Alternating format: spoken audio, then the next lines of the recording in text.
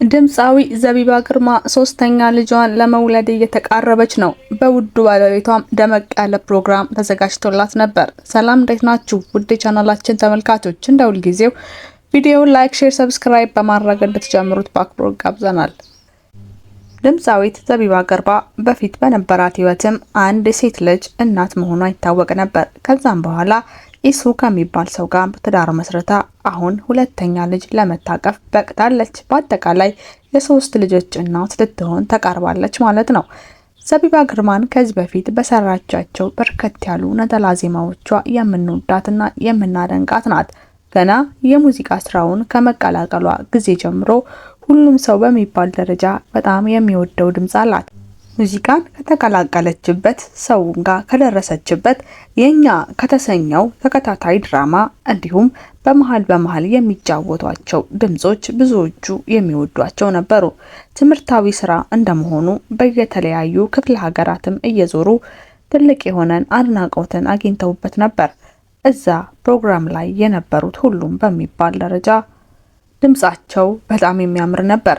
ሁሉንም የየራሳቸውን ቴስት እየያዙ የተለያዩ ሙዚቃዎችን ለአድማጭ ተመልካቾቻቸው አድርሰዋል። የኛ ከሚባለው ፕሮግራም ውስጥ የጠቀማቸው በተለይ ደግሞ አሁን ላይ ለደረሱበት ነገር ዋና መሰረት እንደሆነም ይናገራሉ።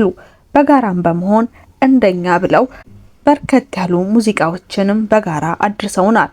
አራቱም ድምፃውያን ድምጻቸው በጣም የሚያምርና ሁሉም የየራሳቸው ቴስት ያላቸው በጋራ ሆኖ ሲያቀነቅኑ በጣም ደስ የሚል ድምጽ ነው። ታዲያ ምንነቱ ባልታወቀ መንገድ ሁሉም ግሩፑን ትተው በመውጣት የየራሳቸውን ነጠላ ዜማ ሲሰሩ ቆይተዋል። ምክንያታቸውን ቢጠየቁም የየራሳችንን ቴስት ፈልጎ ለማግኘት ነው እንጂ የግል ጸብ የለንም ይላሉ። ታዲያ ሁኔታው እንደዛ አይመስልም። ምክንያቱም ሁሉም የየራሳቸው ፕሮግራም ላይ አንዳቸው ካንዳቸው ጋር ሲገኙ አናይም። በደስታም ሆነ በሐዘን በጋራ ሆነው የሚሰሯቸውን ቪዲዮዎች የሉም። ከዚህ በፊት በጋራ ሆነው በርከት ያሉ ቪዲዮዎችን ቢያጋሩንም ግሩፑ ከፈረሰ ጊዜ ጀምሮ ግን ምንም አይነት ቪዲዮ አይተንባቸው አናቅም። ያም ማለት ሁሉም የግል ጸብ እንዳላቸው ያስታውቅ ነበር። ታዲያ ዛሬ ስለ የኛ ሳይሆን ስለ ዘቢባ ልናወራ ነው።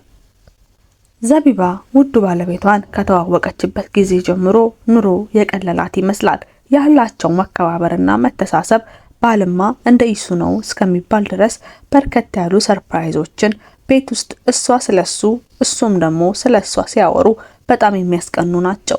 በተለይ ደግሞ ትዳር ከተጀመረ በኋላ ብዙ እንቅፋቶች ቢመጡም እነሱ ግን ሳይበገሩ እውቅናውም ሳይዳርጋቸው ይኸው እስከዛሬ ድረስ በርከት ያሉ ሰርፕራይዞችንም ሆነ ለሌሎች ባለትዳሮች ትምህርት ይሆናል ብለው ያሰቡትን ነገር እያሳዩን ይገኛሉ።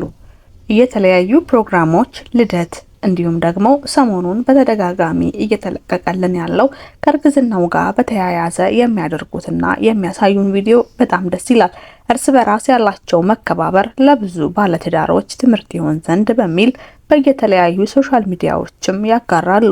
ታዲያ በዚህ ቪዲዮዎች አንዳንዶች ሲተቿቸው፣ አንዳንዶች ደግሞ እንኳን ደግ አደረጉ ቤታቸው ሰላማቸውን ነው ያሳዩን፣ ለብዙዎቻችንም ትምህርት ይሆን ዘንድ ነው ያስተላለፉንን ሲሉ ደግፏቸዋል።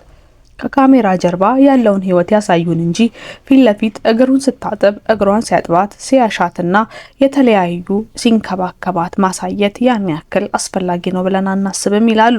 ታዲያ እናንተስ ቤተሰቦቻችን ምን ታስባላችሁ? ሰው ያለውን ነው የሚሰጠው። ፍቅር ሲኖረው ፍቅርን ያሳየናል። ጸብ ሲኖር ደግሞ በየአደባባዩ የጓራ ታሪካቸው ብቅ እያለ ጸቡን እንሰማዋለን። ታዲያ እነዚህ ጥንዶች ለምን ተዋደዱ? ለምን በሰላም ኖሩ ተብሎ እንዴት እንደዚህ አይነት ቪዲዮ ተለቀቀ ይባላል?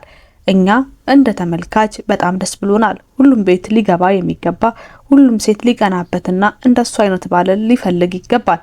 ብዙ ጊዜ ትዳር አጋርን ስንመርጥ ልክ እንደ ዘቢባ መሆን አለበት። ያለንን ማንነት የሚያከብር የበፊት ህይወታችንንም የሚያከብር ለዛውም ከሌላ የወለደትን ልጅም ልክ እንደራሱ አድርጎ እያሳደገላት ያለ ምርጥ አባት።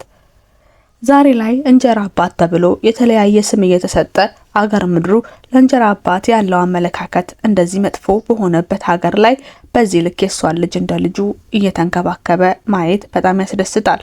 ታዲያ ኢሱ ለየት የሚያደርገው እሱ እንኳ በተጋበዘባቸው በተለያዩ ፖድካስቶች ላይ ስለሷ የሚናገረው ንግግር ደስ ይላል። የትዳርና ስለ ትዳር ምንነት አባወርናነት የገባው ይመስላል። አንዳንድ ወንዶች ትዳር ላይ ከገቡ በኋላ በፍቅረኝነት ጊዜ የነበረውን እንክብካቤ ሙሉ በሙሉ በሚባል ደረጃ ይታውታል። ሙሉ በሙሉ ፎከሳቸው ወደ ስራቸው አሊያም ወደ ግል ጉዳያቸው ሄዳል። በእርግጥ ሁሉም የራሱ ምክንያት አለው። ለምን ይሄን አደረጉ ተብሎ አይወቀስም። ዛሬ ላይ ያለው የኑሮ ጫና እንደዚህ አይነት ነገሮችን እንዳታስቡ ሊያደርጋችሁ ይችላል። ታዲያ ይህ ወንድማችን ያን ሁሉ ጫና አልፎ ቅድሚያ የምሰጣት ባለቤቴን ነው፣ ለኔ ስትል ብዙ ዋጋ ከፍላልኛለች። የያዘችው በሆዷ የኔ ልጅ እስከሆነ ድረስ እሷ አምጣ ያለችኝን ነገር ከማምጣት ሁንልኝ ካለችልኝ ነገር ሁሉ የመታዘዝ ግዴታ አለብኝ ይለናል። ታዲያ ዘቢባ የታደልሽ ነሽ እያልናት እንኳን ለዚህ ያበቃሽ፣ በሆድሽ ያለውን ደግሞ በሰላም ተገላግለሽ ዳግም 3 ሆናችሁ የተለያዩ ቪዲዮዎችን እንደምትለቁልን ተስፋ እናደርጋለን።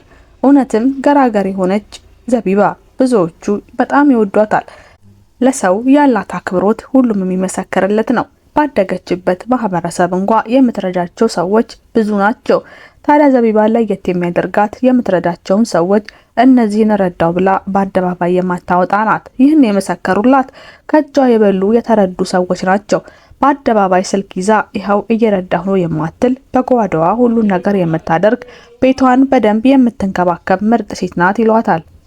ይህ ተግባሯ ለሁሉም አርቲስቶች ሊጋባ የሚገባ ጉዳይ ነው። ዛሬ ላይ የሰጠለውን ነገር ሁሉ እዩልን አመስግኑን የምንል ብዙዎች ነንና በድብቅ ለኔ ያለችውን ሰው ስትረዳ ደበቅ አድርጋም የጓዳቸውን ስትሞላ ማየት ያስደስታል።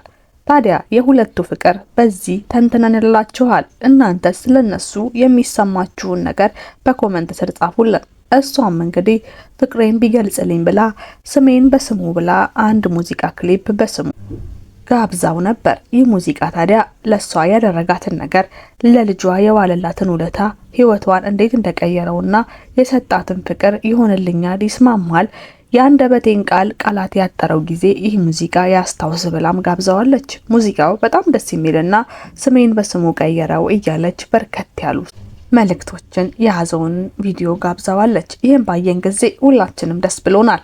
ለኔ ላልነው ሰውም እንድንጋብዘው አደራ ብላናለች። በቤታችሁ ውስጥ ብዙ የኑሮውን ጫና ተሸክሞ ወጣ ገባ እያለ ህይወት እንዲህ በከበደበት ጊዜ አይዞሽ በርቺ እያለ ሌት ከቀን ሳይሰለች ለሚሰራው ባለቤታችሁ፣ ለልጆቻችሁ አባት ለሆነው አባት መሆን ከባድ ነገር በሆነበት በዚህ ጊዜ የተለያዩ ጉዳዮችን ሽፍን አድርጎ በርቺ፣ ስራሽን ስሪ፣ ውጪ፣ ከጓደኞችሽ ጋር ያለሽን ግንኙነት አታቋርጪ እያለ የሚያበረታታ ባል ማግኘት በጣም ከባድ ነው።